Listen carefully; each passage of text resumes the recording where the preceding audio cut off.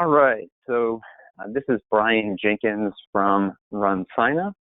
What we're going to be doing today is talking about viral social marketing and how you can use that in your race. So what I do at RunSignUp is, so I'm our sales lead and work with a few thousand of our races to kind of help them figure out how to best utilize the RunSignUp platform. And in having these discussions, we started to see some trends in terms of best practices, also some common mistakes or opportunities that were missed. And so what we've done today, with the help of Allison Bickel and Johanna Good, who's also on this call right now, is the two of them have helped develop this presentation to give you guys some takeaways on how you can increase virality with your race using some pretty tried and true principles. We've got some great statistics. We've got some takeaways for you post-event. So a couple things in terms of housekeeping. So Johanna is on the presentation as well, as I mentioned.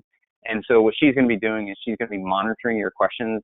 It's possible that maybe I misstate something, or maybe it's not clear as to what our recommendations are. So what we're going to do is we're going to have a question and answer section at the end. So if you have any questions, feel free to submit them into the questions box using the GoToWebinar system. And then she's going to comb through them and try to look for some commonalities. If we're not able to get to your question, we're going to reach out to you afterwards and see if we can clarify that. Then the other thing, just one other housekeeping item before we get started, is that you will get an email after this webinar. It's a fantastic email. I've seen it. There is very specific actions in terms of how to take what we're going to go over today and implement that into your race. So it's going to include step-by-steps on some of the things that we're going over, because today is going to be a little bit more of an abstract webinar instead of, step one, click here, step two, click here, and this is a particular feature. You do not have to necessarily use the RunSignUp platform to implement any of these. So with all that said, we're going to move to the next slide here. And so what we're going to do is kind of start the process off with, why do people run a particular race? And this is a question when you're kind of developing a brand new race, or if you have an established race, it's a good question to ask on a year-to-year basis, because quite often when I'm talking to race directors, their common question is, how do I get more runners? And quite often my response is, it may not be possible to get more runners, but there's always an opportunity to get more participants. And the distinction between those two is typically participants come for the reasons that are on the screen. So they're very interested in if you've got beautiful medals, if you've got great merchandise, if you're into adventure. As we all know, some of the color runs and adventure runs and mud runs have been very popular. And with younger people, we're seeing a trend, and we're going to talk a little bit more about this later, that the race really needs to be for a good cause. But you can kind of see how we've oriented this slide. What we believe is that a lot of people come to your event because they want to spend more time with their friends and family. And you as a race director provide a healthy, fun opportunity for them to spend more time with their friends and family, and in particular, help that particular individual hopefully support a good cause as well. So the next thing is that I haven't seen, when I've consulted with and worked with many of the directors, like a clear-cut marketing plan, and that's going to be one of the takeaways that you get from today is a very simple marketing plan that you could use as a starting off point or jumping off point to kind of develop that. But quite often, most of the questions are directed around, well, how do I get more participants, is very digital focused. So what I wanted to do is point out in probably the first race I ran was in 1996, how people register for races has changed quite a bit. The way that I actually registered for my first race was an ad in a local newspaper. And you don't see a ton of races advertising in local newspapers anymore. Obviously, digital is more effective and it's much easier to measure, but it doesn't mean that you shouldn't do these things. You definitely should not ignore physical marketing. So, and these are things that are very tactical or specific to you. So if you're a race at a church, or a running store, you've got built-in traffic where people can see the advertising. And one of the things that I've had shared with me is that a lot of people pull out of physical marketing because they can't measure the ROI or they don't see the coupon code put on the flyer used. And that is very understandable to me. But at the same time, we have to generate awareness, and we want to generate awareness in a specific area generally. It's a pretty tight window around where your race is going to occur. And so you want to use some of these physical locations that we've got listed here. And these are just some samplings of ideas to make sure that you're utilizing flyers and posters and local training groups to start talking to people about your race. Because again, virality comes from people. It's not going to come exclusively from, just having a digital focus. So moving on into your marketing plan. So what we're going to share with you is a step-by-step on kind of developing who your target audience is. And the number one target audience that I recommend to focus the majority of your time and energy, and this would be the best specifically for a cause, because it's the easiest to define in terms of who your audience is that let's say you're a nonprofit and you have 1,000 people on your list that have donated, volunteered, or participated in some sort of event over the past year. That is your built-in audience. And it's not a large stretch to say that those 1,000 people might closely know that they would consider close acquaintances, give or take 15 to 20 people. So what you're trying to do is take that 1,000 people and target them to try to get them to tell their 15 or 20 closest acquaintances, friends, and family about your race. And there's a variety of ways to do that, including Facebook custom audiences, which some of you may be familiar with, which is essentially you would take that list and load that into Facebook. And so once you load that into Facebook, you can build a targeted ad to that list of people. You also have the ability to build a lookalike audience, meaning people that are similar demographics to that. And you also can buy Google AdWords and target. There's even some advanced concepts like retargeting, meaning if someone clicks on your ad, you want to target them a second time if they don't convert. But at the same time, you don't want to ignore your physical marketing.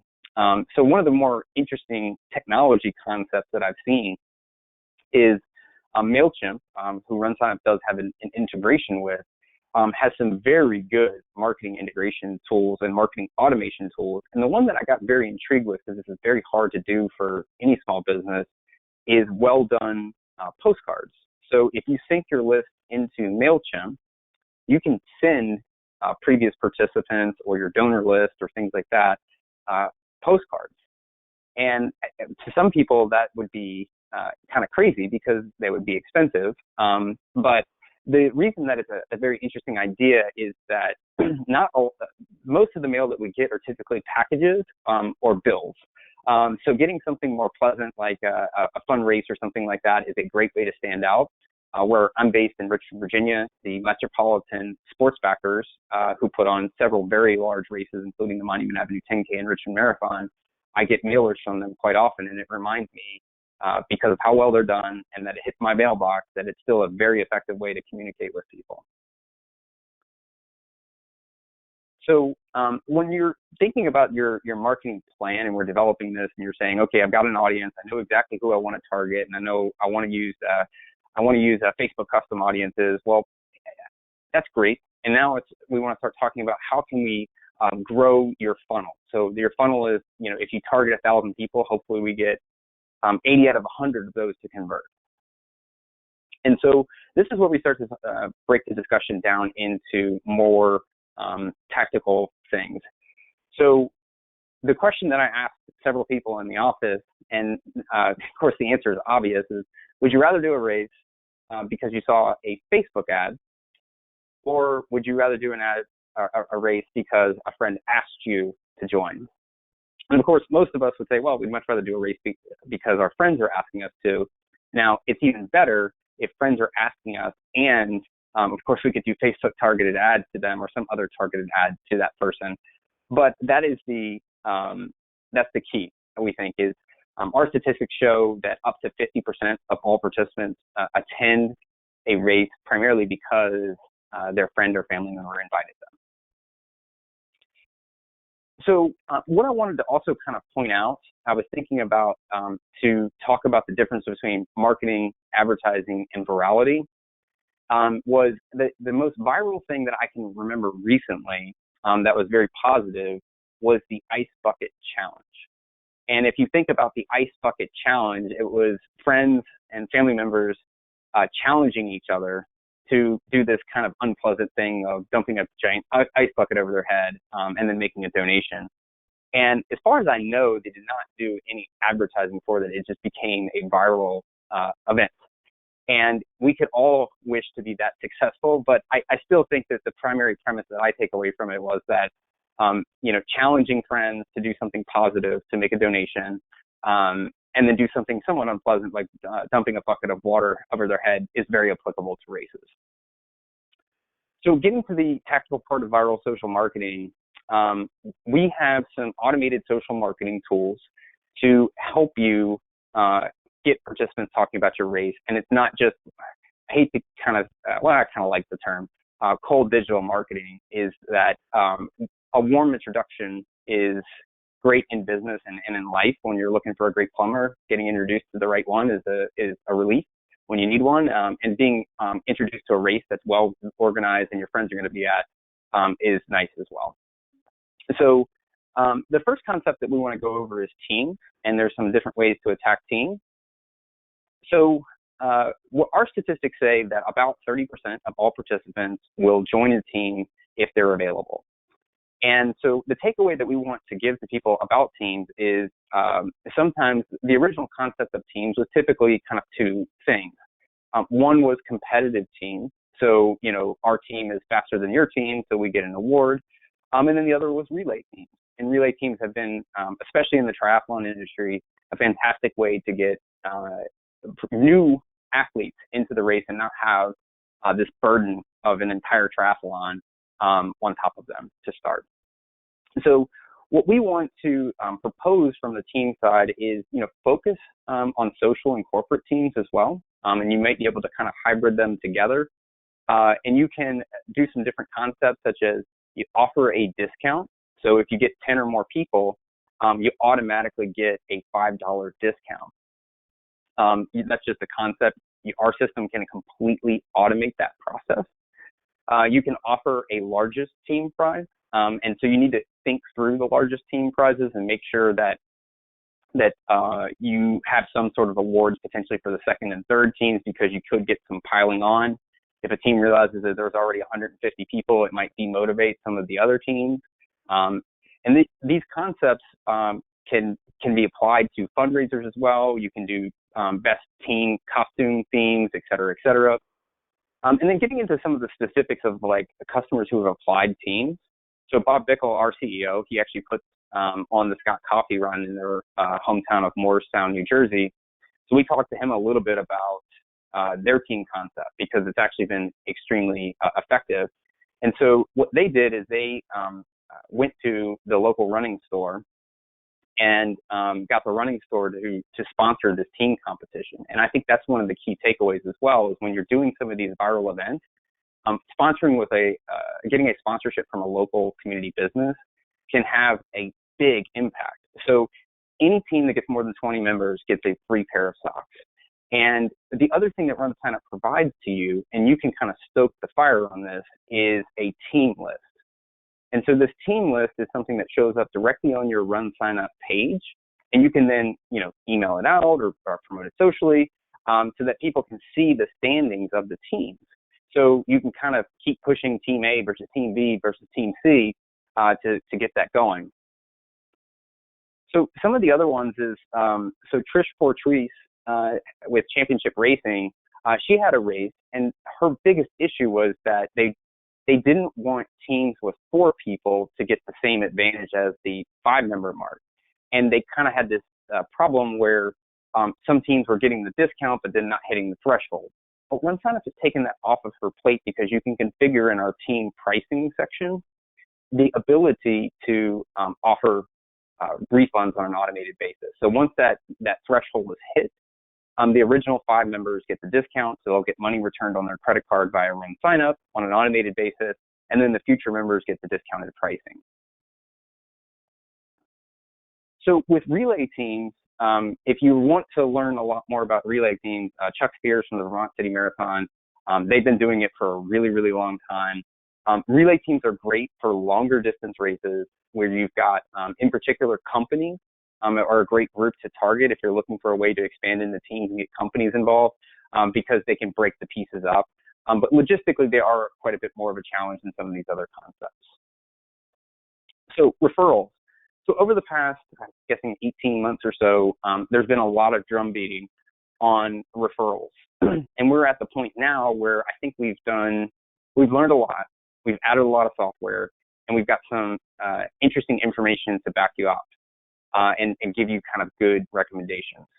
So what we find is that adding referrals definitively helps increase registration.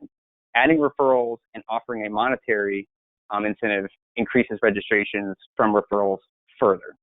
Adding a monetary incentive and some sort of gear really, really ramps up participants telling their friends. And so to show you kind of some of the, actually I want to go to this one and I'll come back. So one of our customers, Race Day Events, based out of Wisconsin, they're doing a lot of great things. That 11.6% of their registrations come from referrals when offered a refund in swag or merchandise, depending on your terminology. So some of the best practices in terms of referrals, the first thing is you can customize the social sharing information in social images. This is very important. So when participants are sharing to their friends and family, this is their first impression of your race. So making sure that this highlights the text and the image that you want, that is very controllable within our system. The next thing is registration follow-up emails.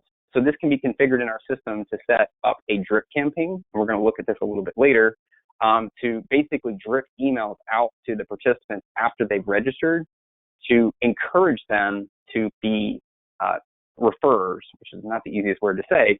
And so you're sending maybe 3 emails after they've registered to say, hey, Brian, thanks for registering. We wanted to let you know we've got this great referral program where you can win exclusive hoodies, special long sleeve shirts, or hats, depending on how many people you refer, and here's your unique link.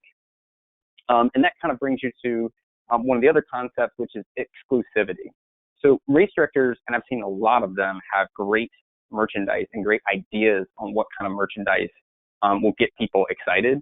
And this allows you to flex your creative muscles. So you can build this referral reward of swag and make it only available to them.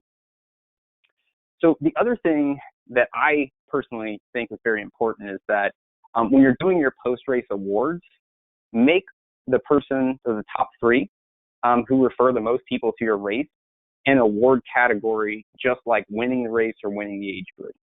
So recognition of people that drive participants to your race is really important, and make it a big deal, because these people are the lifeblood of your race. And without them, we all know that if they're not telling their friends and family about it, your race is shrinking. So making sure that you recognize them is another important concept. So Sourfish Events, who has a bunch of different concept races, including a highly popular pumpkin run, they had 8,000 registrations and only 344 refunds. So one of the concerns that we get when we recommend this program is that you're just going to give away all of your money to people who are already going to come to your race. Well, that's certainly possible, but not plausible.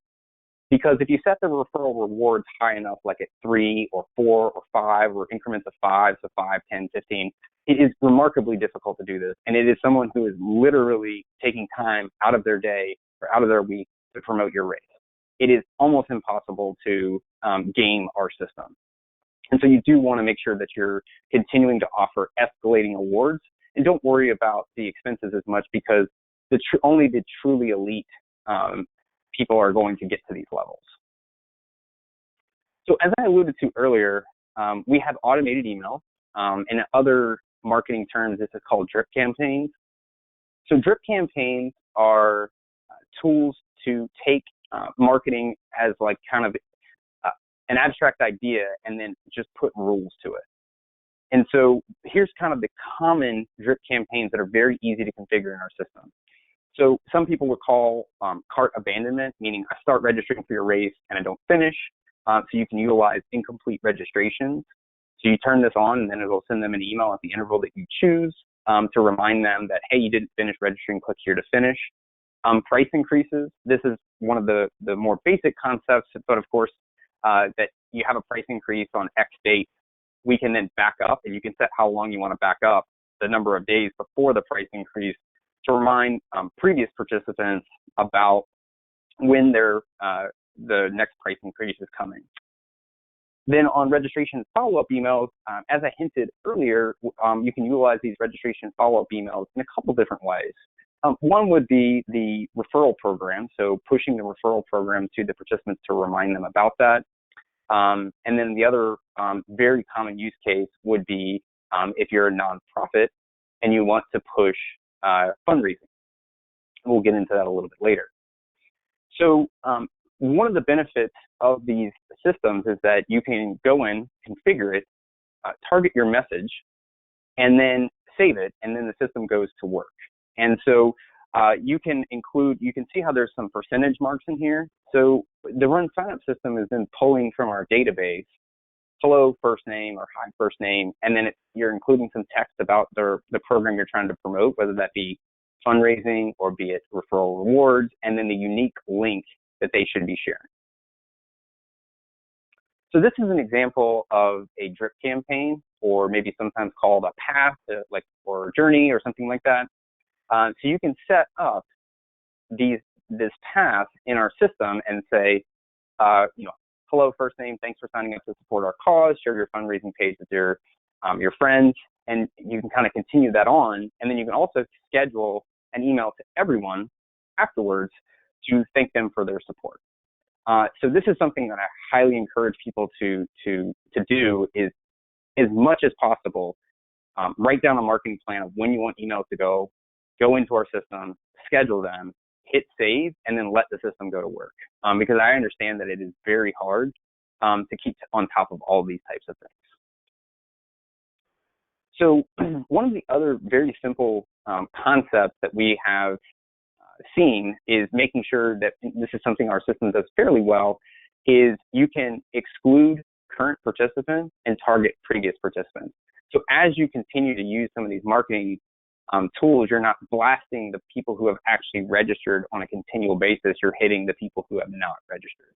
So there's the ability to say exclude and include. Some of our partners, like the Knoxville Track Club, are cross-promoting their races across all of throughout the entire RunSignUp system. And this is actually something that our CRM system that is kind of in the beta stages right now will help you out extremely quite a bit. So you'll be able to build a list, include people across multiple races, and then send a marketing email out to kind of cross-promote all of your races. So swag. So this is something that I think a lot of us either like or wish we were doing a better job with, because we see someone else's shirt and we're like, oh, that's so good.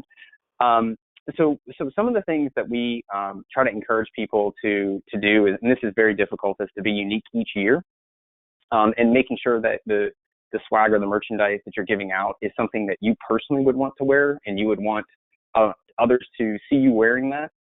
And we talked a little bit about this earlier, but really, really good merchandise will push people to really promote your race to their friends and family.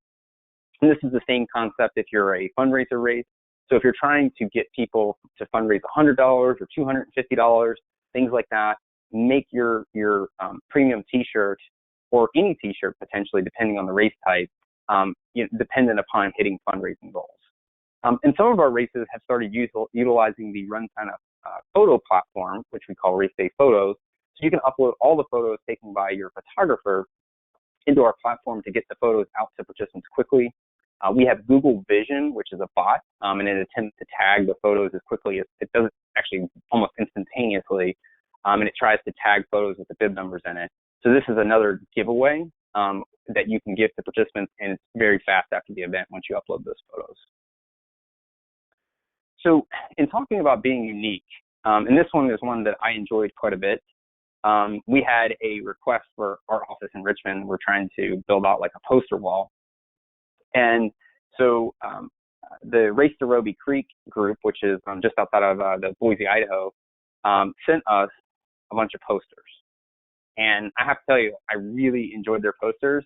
Each one is unique, and they are all just like fabulous. And they all are very different. There's just like, it seemingly has no carryover. I'm just kind of wondering what the person who makes these, how they come up with the ideas. But this kind of illustrates how being unique can work into your favor. And that leads into kind of a, maybe another interesting story that Race to Roby Creek has going into virality is that from Allison had an interview with the Race to Roby Creek director, and was told the story about how this race became a 4,000 person sellout race. And I think they've actually had to cut their numbers back since then because of how well they virally marketed. So what they did was focus exclusively on local television, local websites, local newspapers, and really just put themselves everywhere. They contacted everyone. And that was their marketing strategy. As far as we know, they did not buy ads. They just really pushed the race in every local channel that they possibly could. And when it came time to open registration, they had so many registrations that they actually overcrowded the race.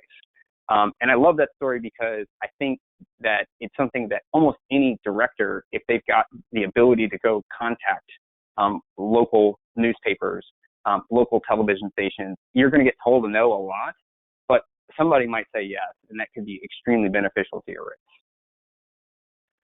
Another viral concept that our partners at 3W Races has implemented is, and they have quite a number of races, so this may be a little bit more challenging for an individual race, but I still think it's very doable, is creating ambassadors. So these ambassadors go to running clubs, running stores, running groups, and they're members of these groups, and they're weekly, and they wear 3W gear to just generally promote it, and that's light marketing. And then they also give their ambassadors a certain amount of discounted entries or potentially free entries, depending on what type of event it is, to make sure that people continually throughout the year, through these ambassadors as another marketing channel, hear about the race. And then the last one, I mentioned this a little bit earlier, is using race day photos. So our partners at Adventure Enablers, they upload the photos directly into the RunSignUp platform, and then share that with participants like very quickly after the event. And they've seen quite a bit of social sharing going on by their participants who got their photos, within hours of their event. So some of the data states that some of the reasons that people will or will not do a race, and we've actually received emails inquiring to RunSignUp about a particular race if a race is supporting a cause. So the younger generation is very focused on making sure that this race is benefiting some sort of cause.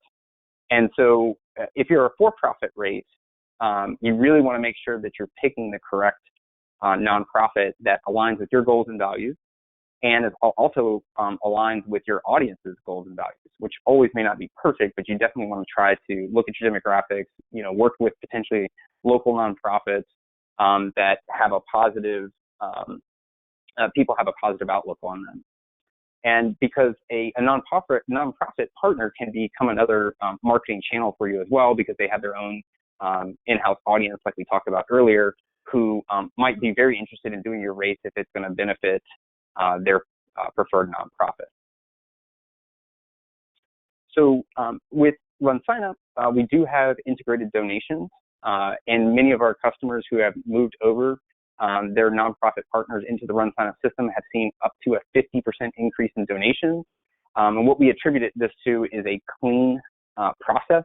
So the participant, when they're going through the registration process, has the ability to make a quick donation or pick a donation level and get right checked out. We keep the donation fees very low, so it's 4% for nonprofits. We do have some very interesting concepts in terms of how you can set up processing fees. So you can give donors the option to pay the processing fee for the nonprofit, and this is a great way to save the nonprofit on processing fees because the donor then is covering that for them. And then we also encourage people to incentivize fundraisers, so you can do things such as if you donate $250 while you're registering, potentially you could give them a money back on their entry fee, or if you hit, say, $250 in fundraising, you could potentially automate a refund back onto their credit card. So the 9/11 Memorial Museum Run and Walk, they were the ones that shared with us that they had a 50% increase in donations, which makes us very happy because they've been able to use our site and grow their donation base. Fusion Races, which is relatively local to our Moorestown office, has this great program with the Hoyt running chairs, which you may have seen on Ironman coverage before. And so they have a fleet of chairs to help special needs athletes participate in their races. So they've been able to utilize our system to encourage people to donate and fundraise to support these chairs. So that's the entire presentation. I know I threw a lot at you guys, and I just want to remind you again, we have a really, really good follow-up email coming. I hope you guys found this helpful. And Johanna, how many questions do we have? We've got a handful now. People can still keep sending them in. I've been kind of collecting them together. So we'll go through a couple of them now. If we don't get to everyone's question, we have them all recorded, and we will also follow up with you all individually then. To start with, just a RunSignUp question. Is there a way on RunSignUp to generate a list of previous participants from past years to send to correspondence, to send a physical correspondence like a postcard?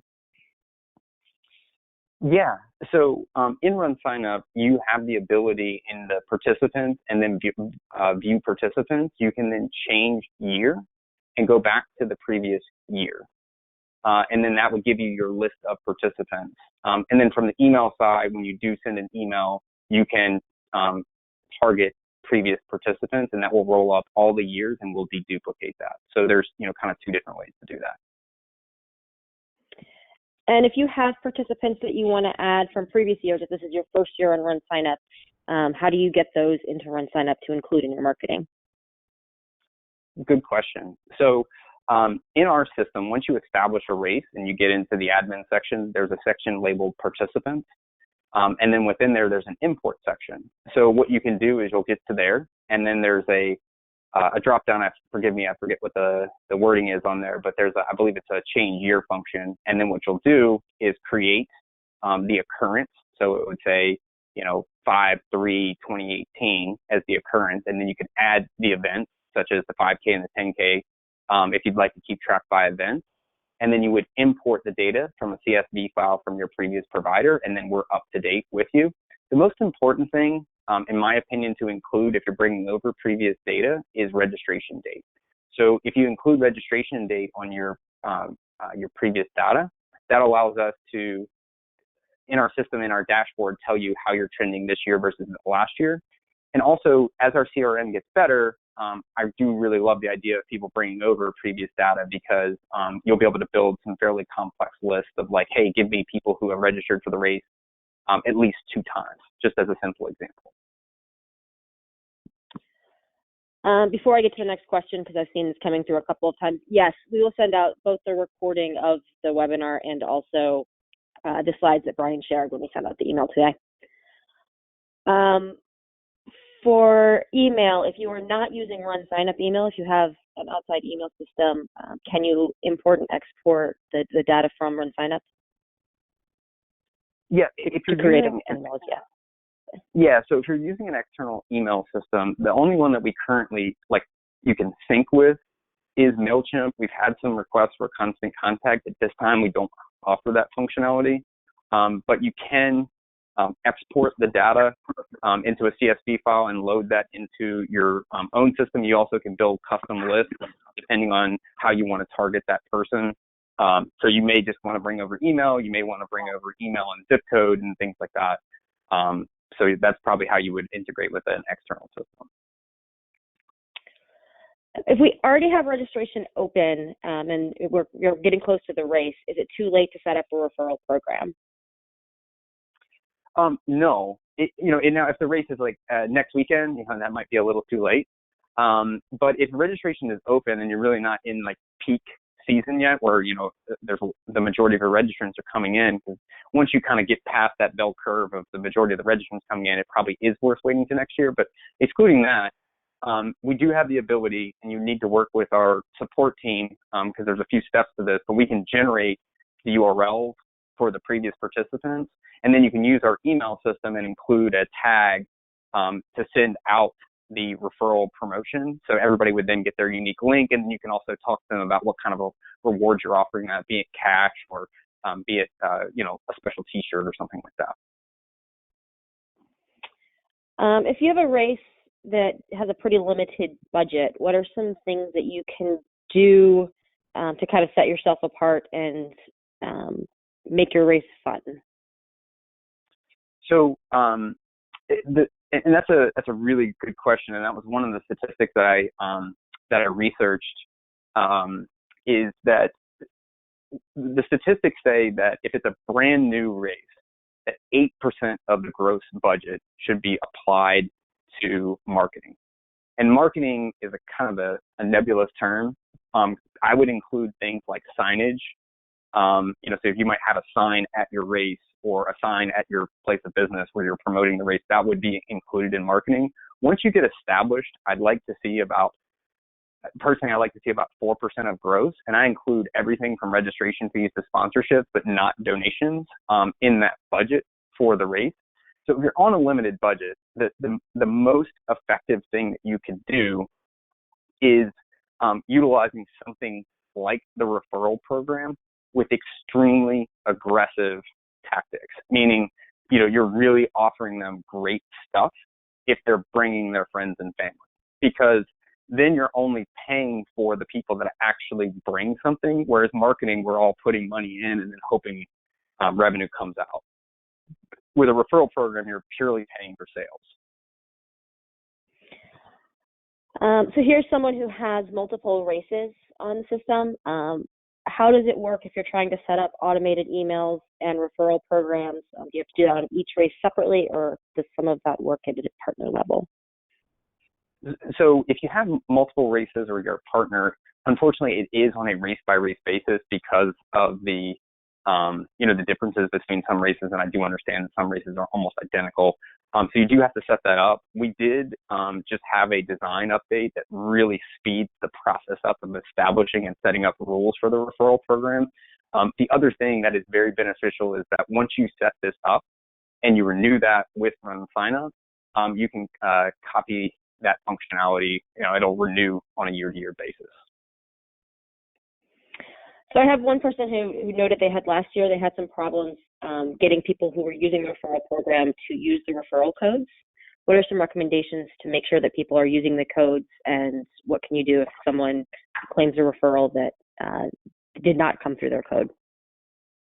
So the first thing that I would do to try to solve this is not use the word referral code. I think that leads to some confusion.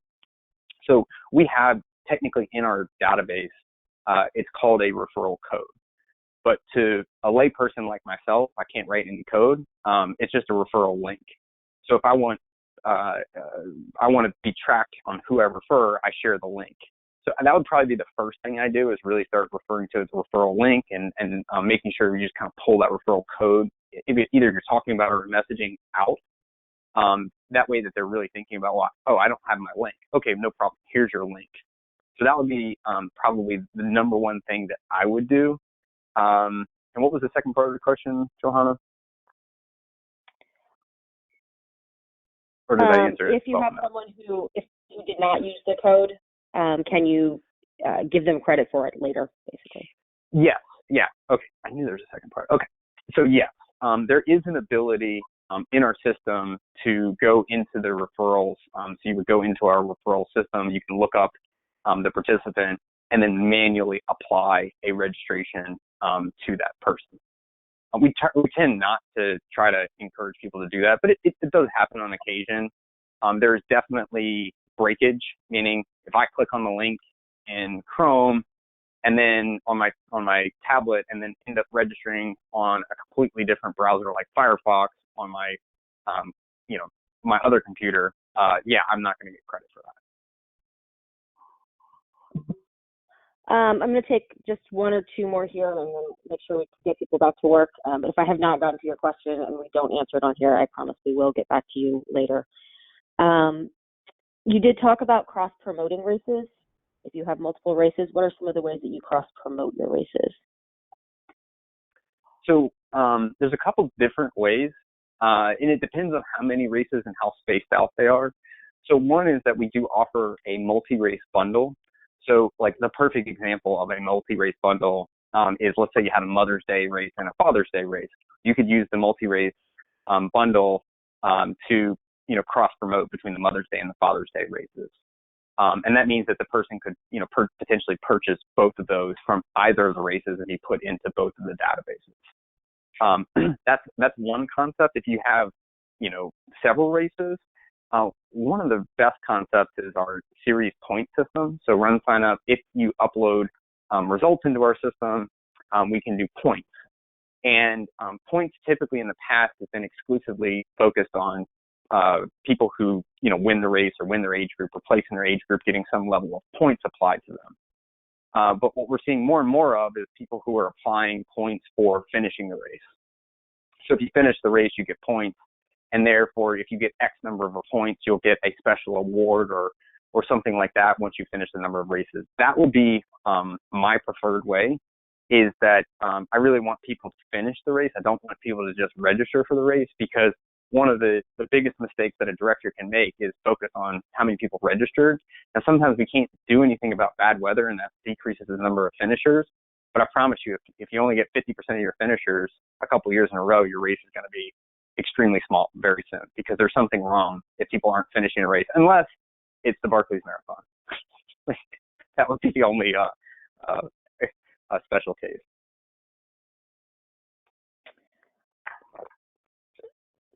Sorry, I lost one right here. A couple of questions asking about kind of what RunSignUp can do, whether we run social marketing campaigns for people, and if we send out emails to runners in other races. Gotcha. So we at RunSignUp do not offer any agency model, meaning we would manage marketing for other races. And part of that's just we just don't have, it's not part of our wheelhouse in terms of having like people on staff and like a billing model and all that kind of stuff. There are companies out there that do these types of things. I believe one of them is Big Run Media that does it. So maybe we could add that to the email. That's something that someone could potentially do that. And then the second part of the question is, do we email all runners in our database or in a particular geographic area? No. So we do not do any marketing of anyone who's registered through our race. That's part of our philosophy, is that if a participant registers for your race through the RunSignUp platform, we're a vendor to you. We do not take ownership of that data, and it's always going to be your data. So you should never get, any of your participants will never get an email from RunSignUp promoting someone else's race. All right, and I think I'm going to make this one go ahead. Yeah, and the only other thing that I would suggest is, in terms of additional resources, if you're trying to build out these best practices, our account management team is pretty well versed in these tools. They can help you build a lot of these things out. And if you do some of the stuff that we presented in here that you think is a good fit for you, I think will have a meaningful impact. And then the other thing that I would highly encourage you to do is take a look at Mailchimp's tools. You don't have to buy from them. It's a fantastic set of resources to learn what they're doing and how they recommend doing things.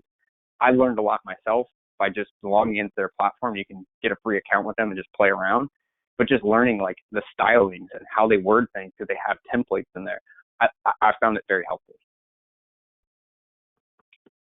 All right, and I think one more here. Can you do a multi-race bundle for participants that participate in your race as well as another local race? For example, partnering with a community group that has a race and offering a discount for them to run your charity race. So you definitely can do a multi-race bundle for two races in the same community. The caveat being is that if they registered for your race, the funds for that, let's say it's a $40 transaction, $20 are going to go for both races. The funds would settle in your race, and it would be your responsibility to settle up with the local charity race. So you would only want to do that if you had a great working relationship with that charity, and they had an understanding that you could share a report with them to show them who's, co-registered for both races, and then settling the funds with them. Due to our payment processing capabilities, we can only issue a single transaction. We can't split that transaction between multiple races. I think we're going to call that it for today. There's a lot of other good questions on here, so we will go through them and make sure that someone gets back to you by email, and also see if there's anything else that we want to add to our follow-up email that everyone would benefit from. So look out for that a little bit later today. Thank you, Brian. Great. Yeah. Thank you. We'll see you guys next time.